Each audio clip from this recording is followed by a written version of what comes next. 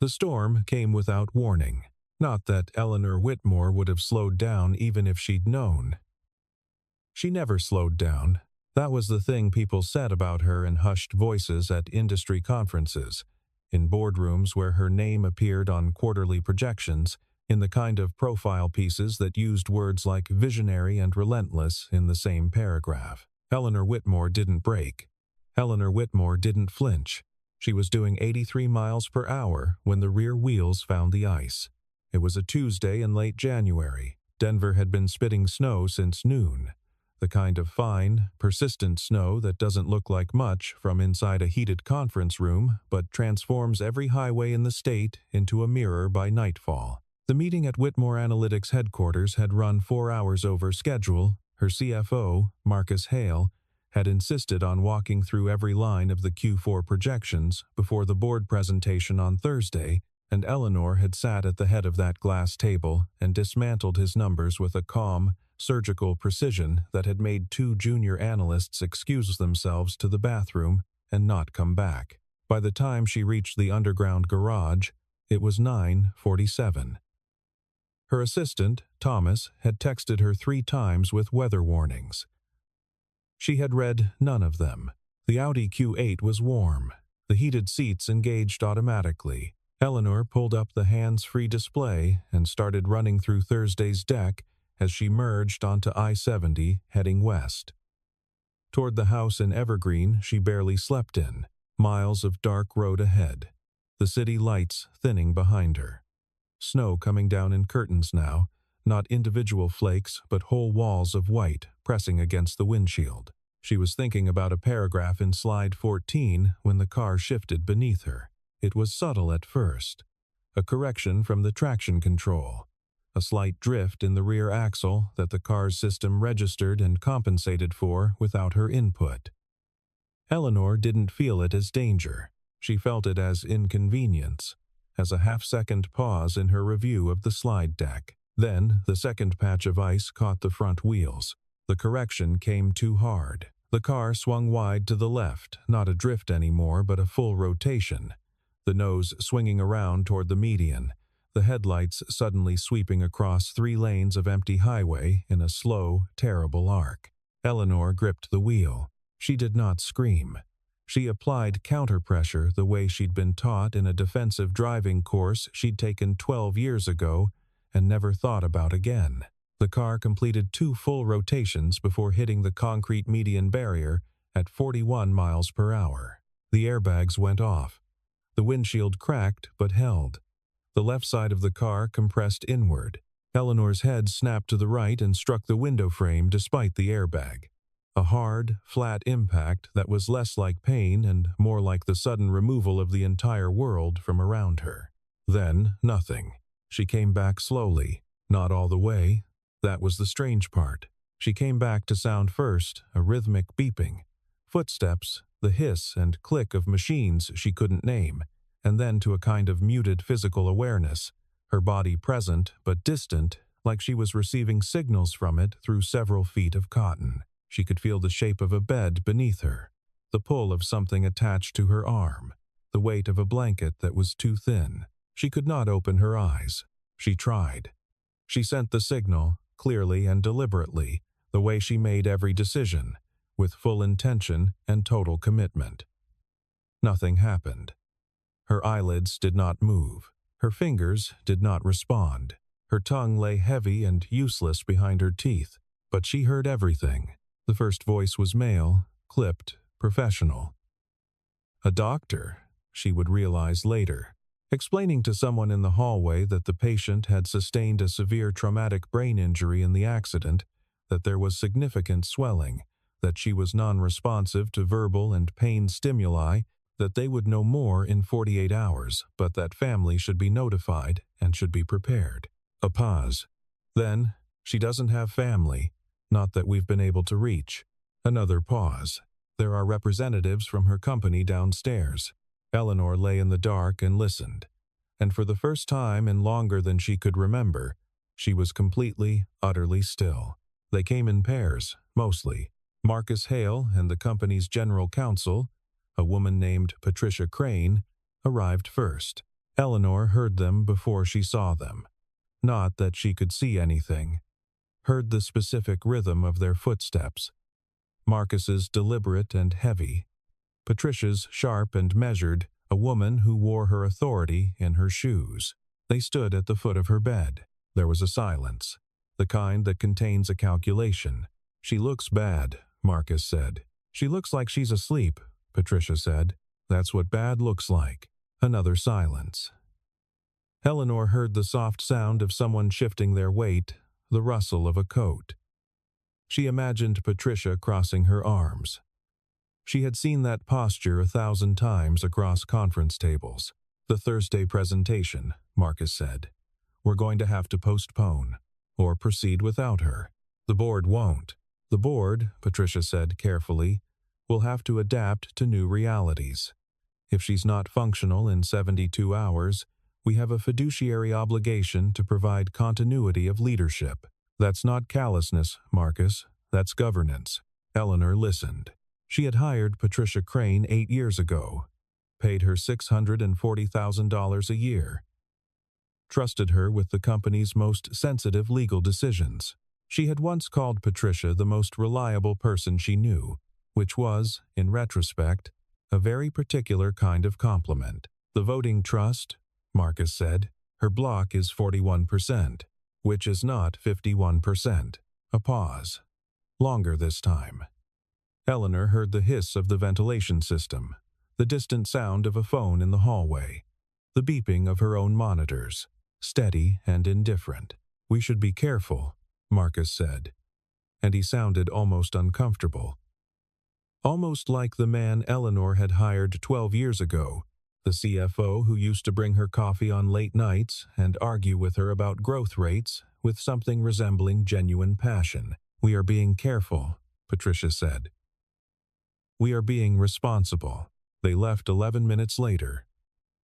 Eleanor had been counting. The second visitor was someone Eleanor thought of, still as a friend. Diane Holloway had been in Eleanor's life for 9 years. They had met at a Women in Tech Summit in San Francisco, bonded over terrible wine and a shared contempt for a panel moderator who kept rephrasing their answers in simpler language.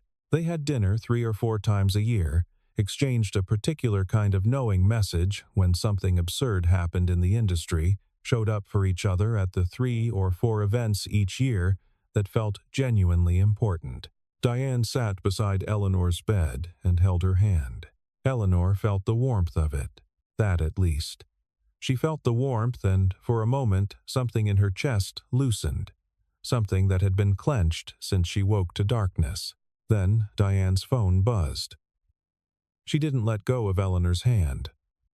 But Eleanor heard her shift, heard the small sound of the screen unlocking. A text, received, read. A text, composed and sent. Eleanor could hear the soft percussion of the keyboard, then another, and then, so quietly that it was almost not there at all, almost just breath. God, this is going to complicate everything with the Series D. She didn't say it to anyone. She said it the way people say things to themselves when they believe they are alone. A reflex, an honest thought escaping before manners could catch it. She put her phone away, held Eleanor's hand for another 7 minutes, said, "Come back, Ellie, we need you," in a voice that sounded, if you weren't listening closely, like love. Then she left. Eleanor lay in the dark, 41% of the company. The Series D. Governance. Fiduciary obligations. She had built Whitmore Analytics from nothing, from a spare bedroom and a second-hand server, and the particular kind of desperation that follows losing everything, and now, 72 hours after an accident she didn't choose, the people she had trusted with that thing were standing at its edges and calculating what they could carry away. She had known this world was cold. She had built herself to survive it. But knowing a thing and lying still in the dark while it happens to you are, it turns out, not the same thing at all. In the spaces between visitors, Eleanor thought about her father. She thought about him the way you think about someone you've spent a long time not thinking about, in fragments, in sensory flashes, in the particular quality of a certain kind of winter light. He had died when she was 16. A cardiac event, gone between a Tuesday morning and a Tuesday afternoon, while Eleanor was sitting in AP chemistry learning about bond energies. Her mother had already been gone by then, a different kind of leaving, a slow withdrawal that had started when Eleanor was 9 and ended when she was 12, and they moved across town, and her mother stopped returning calls.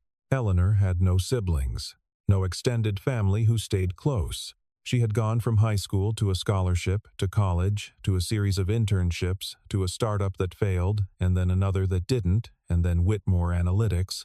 And somewhere in that progression she had, very efficiently, replaced the need for people with the acquisition of things that could not disappoint her. Systems, data, projections, control. She had been, she thought now, lying immobile in a hospital bed in Denver, listening to the ventilation system, very good at it, at building things, at making herself necessary, at surrounding herself with people who valued her enough to stay close without her ever having to be vulnerable enough to need them. She thought about her college roommate, a girl named Sarah Brennan, who used to leave notes on the bathroom mirror that said things like, "You worked too hard today, rest, and I saved you the last of the pasta," and who had drifted away gradually over a decade of unreturned calls and rescheduled plans until she was just a name on a holiday card list that Eleanor's assistant managed. She thought about the man she had almost married, a fund manager named Gregory, who had said, the night he ended things, "Eleanor, I don't think you're capable of letting anyone in," and whom Eleanor had dismissed at the time as someone who mistook her self-sufficiency for a wound. She had driven home from that conversation, she remembered now, without music, without a phone call to process it with anyone, without even the particular relief of crying.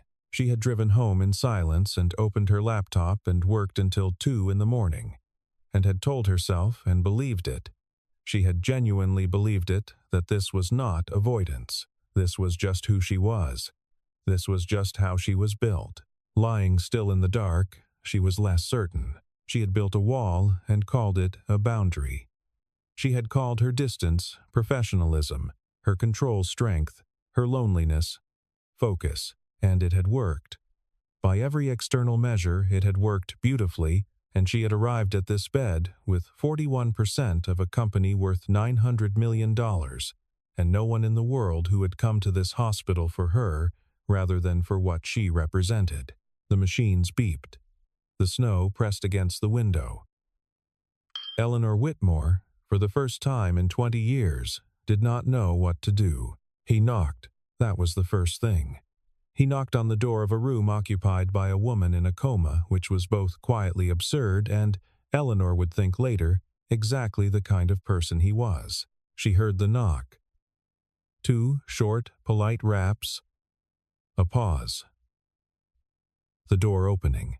Footsteps, different from all the others. Not the confident stride of a professional or the soft-souled haste of medical staff. These were the footsteps of someone doing a job carefully, methodically, without rush. A cart wheeled in behind him. The particular sound of a cleaning cart, the rattle of the lower shelf, the squeak of a wheel that needed oil. She heard him move through the room in a systematic pattern, working from the door inward. The bathroom, first water running briefly, the spray of disinfectant, the wipe of hard surfaces.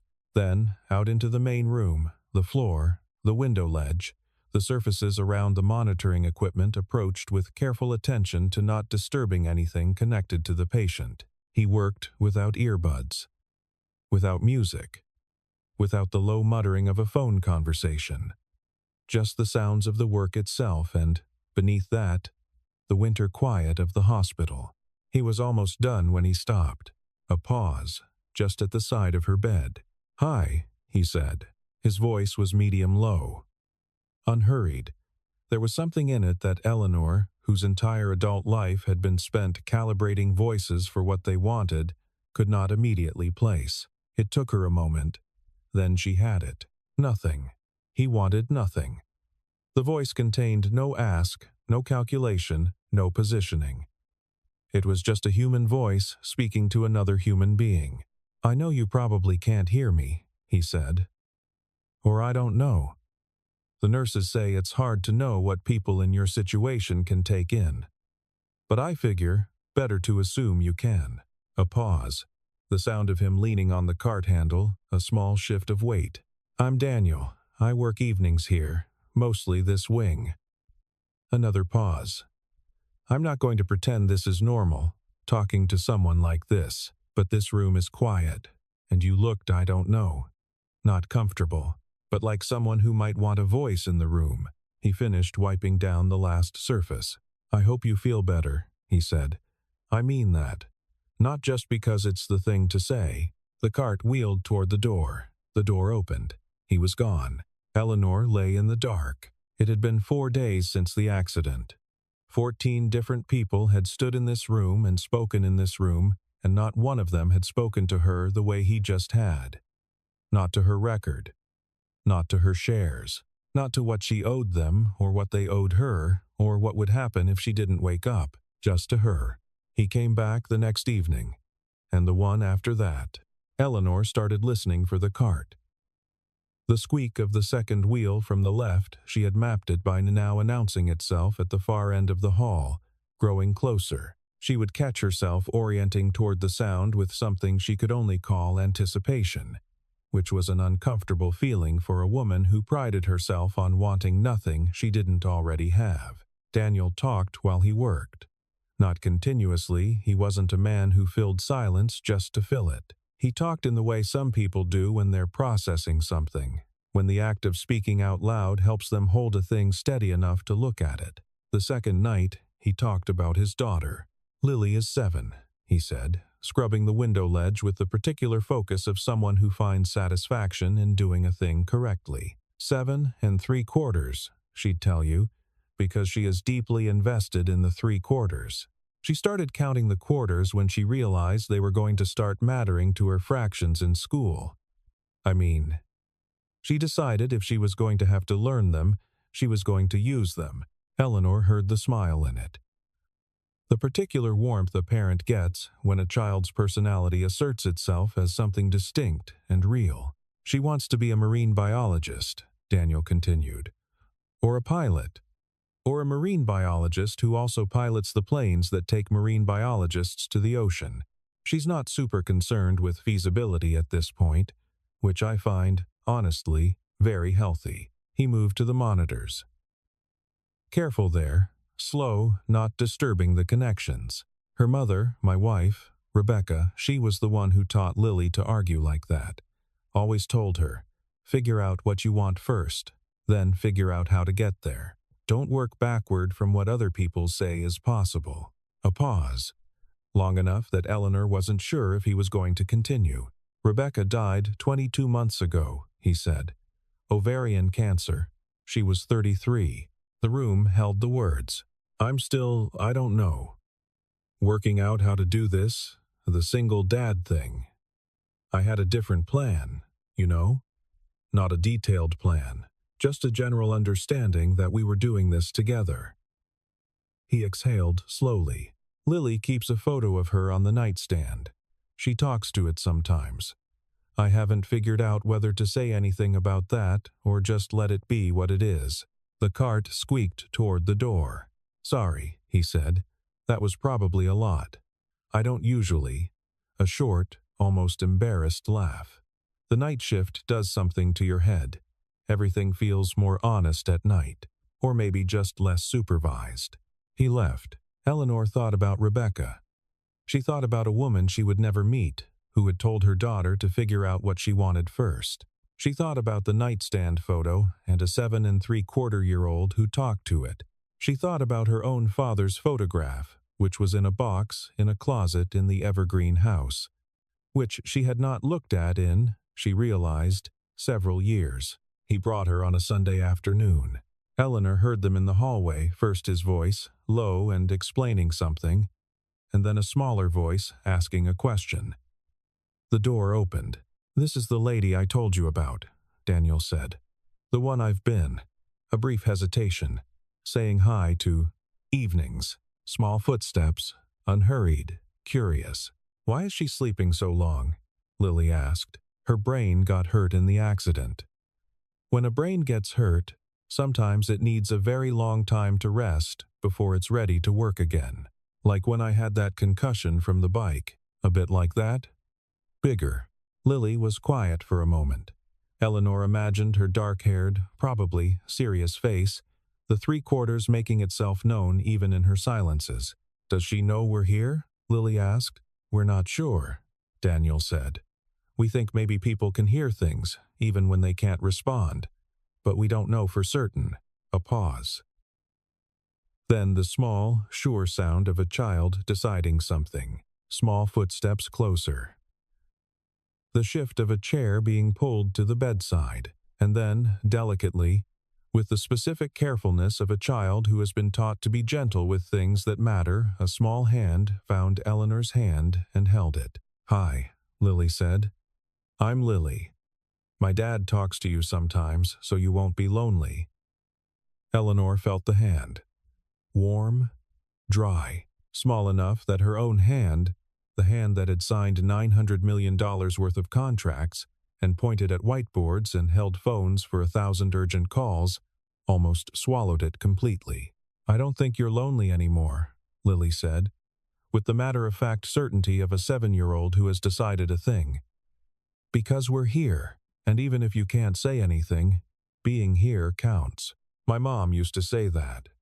Being somewhere for someone counts even when you can't fix anything." Silence. "I brought you something." The sound of a backpack zipper, a small object placed on the nightstand. Eleanor couldn't see it, but she heard the small, definite sound of it being set down with purpose. "It's a shell, a real one. I found it at the beach in California when we went to visit Grandma. My dad says shells are just houses that animals don't need anymore. But I think they're still houses. I think they're still home." Daniel's voice, soft. "Lily, I want her to have it," Lily said firmly. "She can give it back when she's better." Eleanor lay in the dark. She was not a woman who cried easily. She had not cried at her father's funeral, holding herself rigid in the second pew of a church she'd never attended before and never attended after, because she had understood even then that crying was a form of losing control, and losing control was a form of losing. Full stop. She had not cried when Gregory left, had not cried when her first startup failed, had not cried in the hospital room 2 years ago when her doctor used the word serious about a blood pressure reading, and Eleanor had simply nodded and said, "What's the treatment protocol?" But lying in this bed, with a child's warm hand in hers and a shell on the nightstand that was still a home, Eleanor Whitmore felt something move behind her sternum. Deep and private and almost geological, a shift in something that had been set in position for a very long time. She could not cry. She could not speak. She could not squeeze the hand back. She could only lie still and feel it, and feel it, and feel it. The week that followed was a study in human nature. Marcus came twice more. The first time, he was careful, professional, appropriately solemn. The second time, he came with a man Eleanor didn't recognize, an outside consultant, from the tone of it, someone being quietly introduced to the company's operations in the event of a prolonged leadership absence. They spoke in the particular low, urgent registers of people who need things not to be overheard. Eleanor heard every word. Patricia Crane came once, alone, and spent most of her visit on her phone. Before she left, she stood at the foot of the bed and looked at Eleanor with an expression Eleanor could not see, but could hear in the silence, the particular silence of someone calculating odds. A junior analyst named Brent, whom Eleanor had hired 6 months ago and had spoken to perhaps 5 times, came and sat for 20 minutes and said nothing at all, and then left, which Eleanor found, unexpectedly, the most touching of all the professional visits. He had come with no agenda she could detect. He had simply come. Diane did not return. The nights were the clearest time. The hospital quieted. The professional visits stopped. Eleanor was alone with the machines and the building's infrastructure, sounds, and her own thoughts, which had become, over these days of enforced stillness, stranger and more honest than they had been in years. She thought about the word powerful, how she had built her life around it, around the accumulation of power as a form of safety. Because if you were powerful enough, nothing could happen to you without your permission. And here she was, without permission, in a bed she hadn't chosen, in a body she couldn't command, and all the power she had accumulated was sitting in a building on the other side of the city, being quietly redistributed by people who had never once, not once, called her to say, "Are you all right?" Not the company. You. Daniel came on Thursday. He was quieter than usual. He worked through the room in his usual methodical way, and when he got to the monitors, he stopped the way he always did. But he didn't start talking right away. He stood there, and Eleanor heard him breathing, slightly heavier than usual, and she thought, something happened. "Lily asked about her mom today," he said finally, out of nowhere. "We were making dinner, she was helping with the pasta. She likes to do the timer, and she just said, 'Dad, do you think Mom can see us?' And I said, 'I hoped so,' and she said." A pause. "I don't know if we are doing okay," he said. "We're doing. I don't know about the okay part." But Lily seemed. He stopped. She seemed sure about it. She seemed to need it to be true, and maybe that's enough. Maybe the being sure is its own kind of truth. He finished the monitors. "I heard there's maybe a position in Colorado Springs," he said. "Hospital, there needs someone with my certification. Better pay. Better hours, which means better time with Lily. I've been sitting on it for a week because I don't know." He moved toward the door. "I'll probably take it," he said. "If you're still here and you can hear this, I hope you're okay in there. I think you're probably a person people underestimate. I don't know why I think that. Just a feeling." The door closed. Eleanor lay in the dark. A person people underestimate. He had no idea who she was. He had stood in her room for 11 evenings and talked to her and seen, in whatever way he was seeing her, something he couldn't name. Not Eleanor Whitmore, the CEO. Not the 41% block of stock. Not the board presentation, or the Series D, or the governance structure. Just a person, quiet in a bed, maybe listening. She lay in the dark and thought, "I want to wake up, not for the company, not for the board, not to reclaim her 41% or her corner office or her position in any of the rankings she appeared in." She thought about a 7-year-old who talked to a photograph on a nightstand. She thought about a woman named Rebecca who had said, "Figure out what you want first." She thought about a shell on the nightstand that was still a home. "I want to wake up. I don't want to miss whatever comes next." He came on a Friday. Eleanor knew it was Friday by the different rhythm of the floor, fewer administrative voices, a different pace to the shift changes, the quieter background of a weekend settling into the building's bones. She knew it was Daniel by the cart, the familiar squeak, the particular pattern of his knock. But when he came in, she heard it immediately. The weight of something in his steps, something decided. Something that had already happened and was about to be said. He worked quickly tonight. Not perfunctory, she had come to understand that he was never perfunctory, that he was constitutionally incapable of doing a job without caring about it, but efficiently, as if he was running on a limited amount of time for the last part, the part where he stopped at the monitors. He stopped. "I took the job," he said. He let that sit for a moment. "It came through yesterday. I said yes this morning, before I could talk myself out of it again." A pause. "Lily doesn't know yet. I'm going to tell her tonight. She's going to be sad about some things and excited about others. And she's going to want to talk about it until midnight. And I'm going to let her, because she needs to talk things through and she got that from her mother, and I'm not going to be the person who makes her wrong about that." He was quiet. "Last shift here is 2 weeks from today," he said. I might not be on this wing every night, the next 2 weeks. Depends on staffing." He exhaled. so this might be the last time I talk to you like this." Eleanor heard him pull the chair Lily had sat in, to the bedside. He sat down. "I know you can't hear this," he said. "Or you can. I've been going back and forth on it for weeks, and I've landed on, I'm going to act like you can. Because the alternative, acting like you can't, seems like a way of making this easier for me and not actually easier for you. And you're the one in the bed, so," a small laugh, short and honest. "You looked like someone who was tired," he said. "The first time I came in here, before I ever said anything, you were very still, and the machines were all working, and there was something about your face." He stopped. "I've seen a lot of patients. It's part of the job.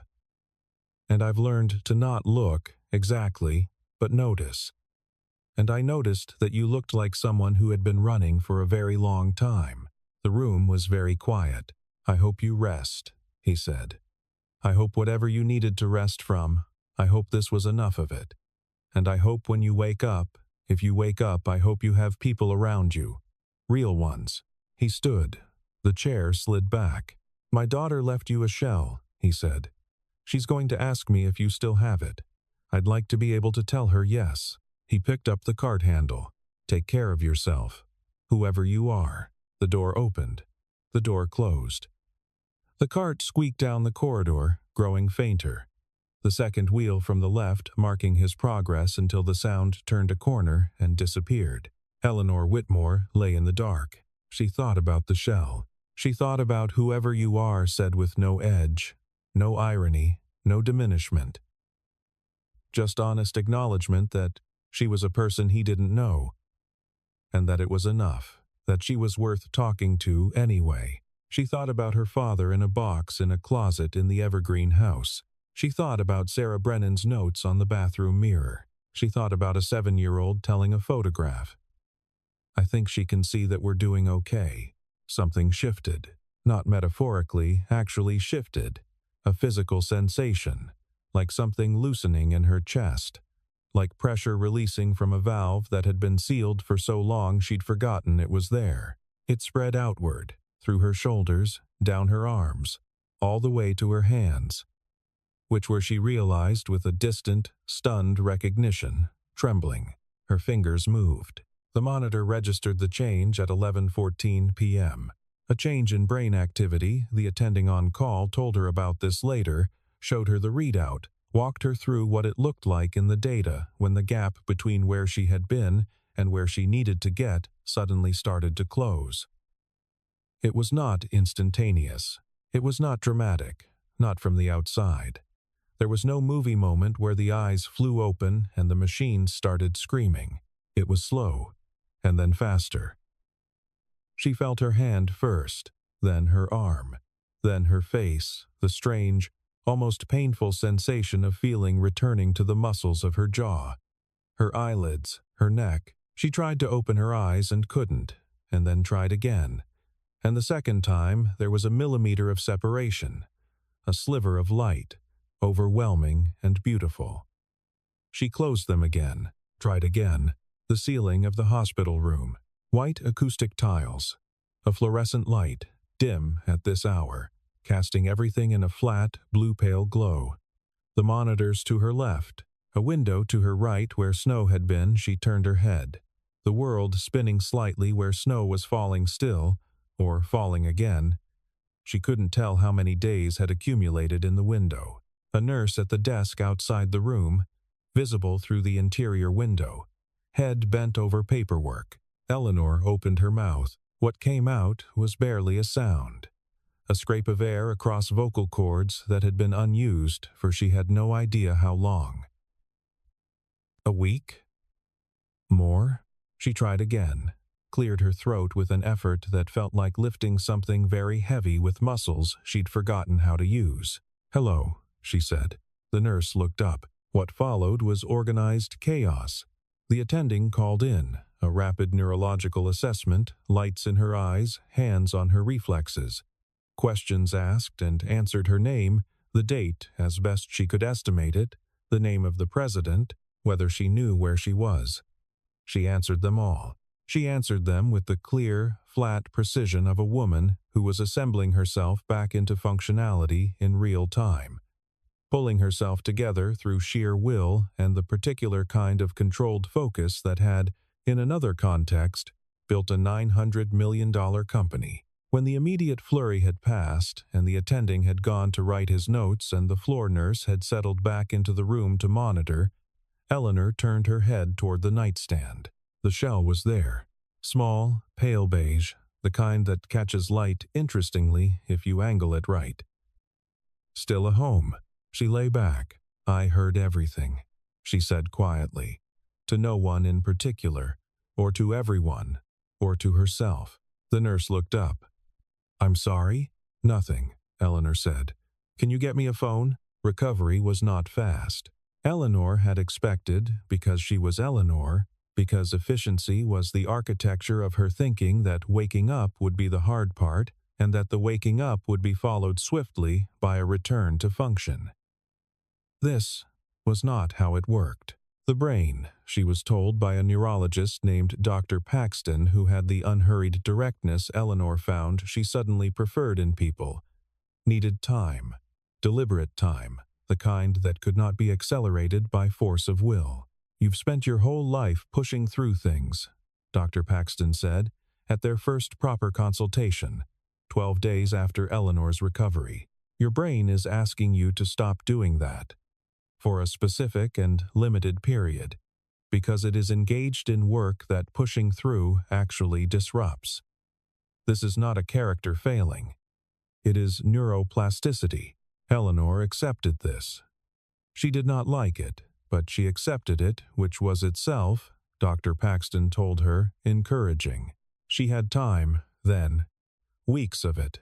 Hospital, then inpatient rehabilitation, then the house in Evergreen with a care team and a physical therapist named Howard who was both demanding and kind in the way good teachers are demanding and kind. Time, in amounts she had not had since she was a child sick with something ordinary, feverish and still. Her father bringing her soup and the specific comfort of being allowed to be unproductive. She used the time to think, and to make calls when her voice was back and her focus could hold for more than 20 minutes. The calls were not the calls people expected. She did not call Marcus Hale first. She did not call Patricia Crane. She called Brent, the junior analyst who had sat with her in silence for 20 minutes with no agenda. "I heard you came," she said, when he picked up, clearly baffled by the caller ID. "Miss Whitmore?" he said, and then stopped. "I heard you came," she said again. "That was kind. I wanted you to know I knew." A long pause on the line. "Are you okay?" "I'm getting there," she said. "How are the Q4 numbers looking?" The changes at Whitmore Analytics came over months, not days. Eleanor was deliberate about it. She had lain in a bed and heard what her company looked like when it thought she wasn't watching. And she made decisions based on that knowledge, not in anger, not as punishment, but as simple, clear-eyed recalibration. The consultant Marcus had brought in to learn her operations was thanked and shown the door. Patricia Crane was given an honest conversation. "I know what you were doing, and I understand why you thought it was appropriate. And I want to tell you directly that the governance structure of this company does not exist to be redistributed in the event of my incapacitation." Patricia had listened, and to her credit, had not pretended Eleanor was wrong. Some people stayed. Brent, who turned out, in the months that followed, to have the sharpest pattern recognition instincts on the analytics team. A VP of engineering named Carolyn Webb, who had apparently spent Eleanor's hospitalization writing a proposal for a team restructuring she'd been sitting on for 2 years, figuring she might as well, and who presented it to Eleanor 3 weeks after she returned to a modified work schedule with a directness Eleanor recognized as the good kind. Some people left. That was all right too. The company did not collapse. The board presentation that had been scheduled for the Thursday after the accident finally happened in April, 4 months later, with Eleanor at the head of the table, still moving more carefully than she used to, still pausing, sometimes mid-sentence, as her recovering brain found the path between what she knew and what she could say, and the numbers were, as it turned out, fine. More than fine. But the more important changes were quieter. Eleanor found Sarah Brennan on the internet. She was a landscape architect in Portland now, married, 2 kids, a third apparently on the way based on the most recent photograph Eleanor found. She wrote her a letter, an actual letter, on paper and sent it to the address the internet suggested might still be current, and said in it that she had been thinking about the bathroom mirror notes and that she was sorry it had been so long and that she hoped Sarah was well. She did not know if she would get a response. She sent it anyway. She had her father's photograph framed.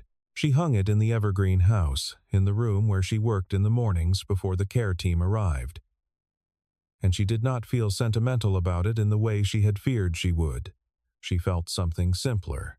She felt the specific, uncomplicated comfort of looking at a face that had loved her when she was too young to be useful to anyone, when she had nothing to offer except herself.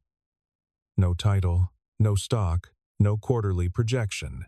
Just a small girl with her father's eyes in a house they had shared for 16 years before the Tuesday afternoon that ended it. She had earned everything that came after on her own, and she was, she supposed, still proud of that. But she understood now the difference between what she had earned and what she had lost in the earning of it. The difference between a wall you build to protect something and a wall that slowly replaces the something it was meant to protect. That, it turned out, was enough to look at on certain mornings. She found him in early March. It was not difficult, the hospital had records, and Eleanor was, professionally speaking, very good at finding information.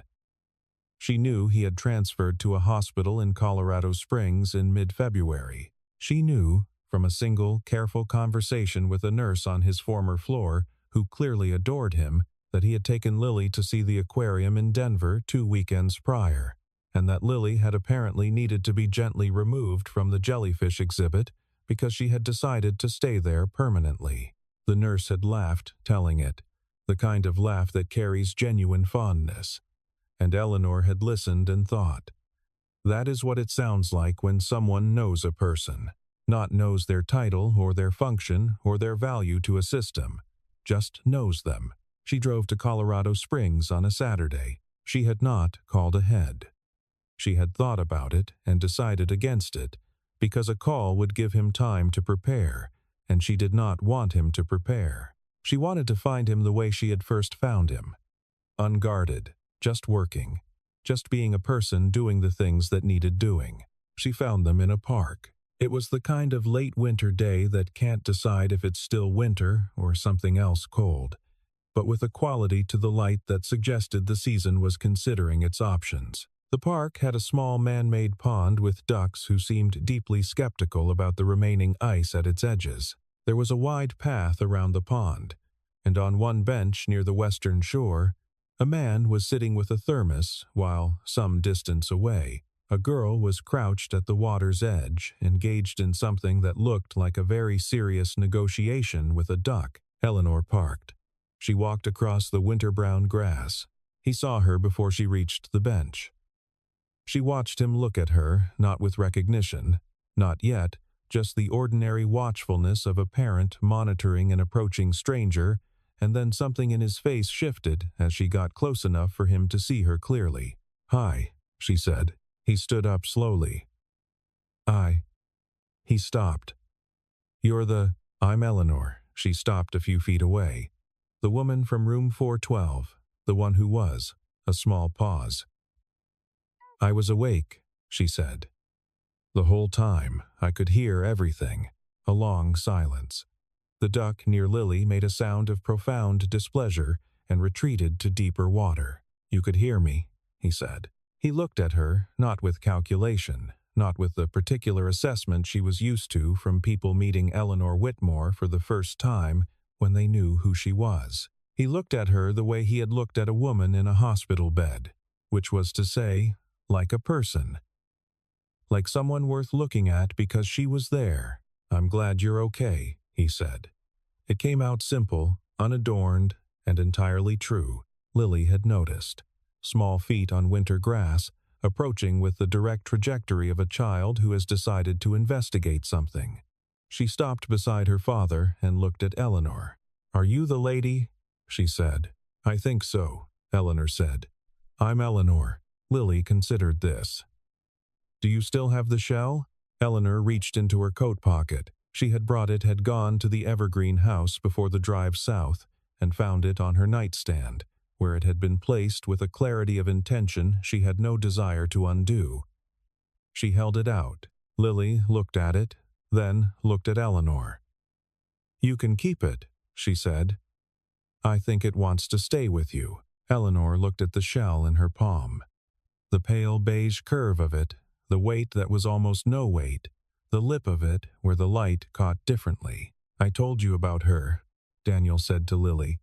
"I told you about the woman I used to say hi to at the hospital. You said she was brave," Lily said, with the specificity of someone who was paying attention when things were said to her. "You said you could tell because of her face." Eleanor looked at Daniel. He had the expression of a man who has been very accurately quoted at an unexpected moment. "I said something like that," he allowed. "You were right," Eleanor said. She was not a woman who said things like this easily. She said it anyway. "I was trying. I just wasn't sure what I was trying for." The duck had reconsidered and returned. Lily crouched down again, reaching into her coat for what appeared to be half a piece of bread she had been saving specifically for this purpose. Daniel looked at Eleanor. "You drove from Denver? Why didn't you call?" "I wasn't sure you'd want," she stopped. "I didn't want you to have time to be prepared," she said honestly. "I wanted to find you the way I found you before, when you were just being yourself."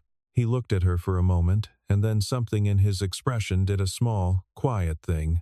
Not a smile exactly, but the beginning of one, the tectonic precursor. "That's a strange thing to say." "I know, but I think I understand it." They stood in the March cold, the water behind them. Lily engaged in earnest cross-species diplomacy at the pond's edge, the sky the color of old silver. Eleanor had 41% of a company worth $900 million, and a frame on a wall in Evergreen, and a physical therapist named Howard, and a letter possibly in transit to Portland, and a shell in her palm that still knew how to be a home. "Thank you," she said. He looked at her. "You were there," he said simply. "That's all." "That's not a small thing," Eleanor said. "It turns out," Lily stood up, brushed her hands on her coat, and turned back toward them with the satisfied expression of someone who has successfully negotiated a treaty. "The duck wants more bread," she reported, "but I only had the one piece. I told it I'd bring more next time." "Deal," Daniel said. "Deal." Lily agreed and looked at Eleanor. "Are you staying?" Eleanor looked at the pond, at the skeptical ducks and the winter pale light and the path around the water and the bench with the thermos and the ordinary, unguarded texture of an afternoon that wasn't trying to be anything other than what it was. She thought about the long drive back north on a highway she knew better now, in winter light. She thought about the shell in her hand. "For a while," she said. Lily nodded, satisfied, and took her father's hand, and turned back toward the pond. Eleanor stood in the cold and felt the weight of the shell. Very small. Almost nothing. The kind of thing that fits easily in a pocket, that you can carry with you without noticing the weight, the kind of thing you carry anyway. For a long time she had believed that wealth was a wall. The higher you built it, the safer you were. She had been right about the wall, and wrong about what it kept out. What it kept out was this: a park in winter. A child who negotiated with ducks. A man who knocked before entering a room. The ordinary, irreplaceable weight of being somewhere for someone, even when you can't fix anything, even when all you can do is be there. That's enough. That counts.